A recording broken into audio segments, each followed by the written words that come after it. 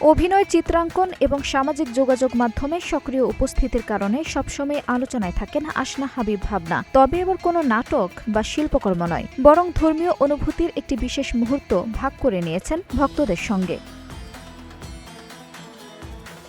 নিজের ফেসবুক অ্যাকাউন্টে পবিত্র কাবা শরীফের সামনে তোলা কয়েকটি ছবি প্রকাশ করেন ভাবনা। ছবির ক্যাপশনে তিনি লিখেছেন, প্রথমবার যখন কাবা ঘরের উপর আমার দৃষ্টি পড়ল, আমি স্তব্ধ হয়ে গেলাম। নিজের অনুভূতি প্রকাশ করতে গিয়ে ভাবনা আরও লেখেন, আমার ভেতরের আবেগ, সে পরম শান্তি আর মনের গভীর থেকে আসা কৃতজ্ঞতা কোনো কথা দিয়ে বোঝানো সম্ভব নয়। সবকিছুর জন্য আলহামদুলিল্লাহ, আল্লাহই মালিক।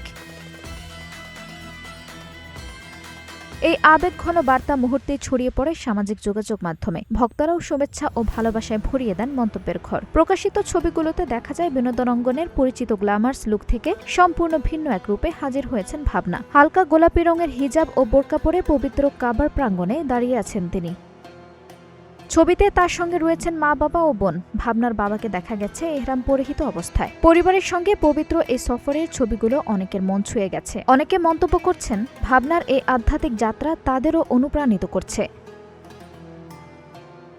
শোবিজের ব্যস্ততা থেকে কিছুটা দূরে পবিত্র কাবা শরীফের সামনে দাঁড়িয়ে জীবনের বিশেষ এক মুহূর্তকে স্মরণীয় করে রাখলেন আসনা হাবিব ভাবনা। আর সেই অনুভূতির ভাগ করে নিলেন তার অগণিত ভক্ত অনুরাগীদের সঙ্গে।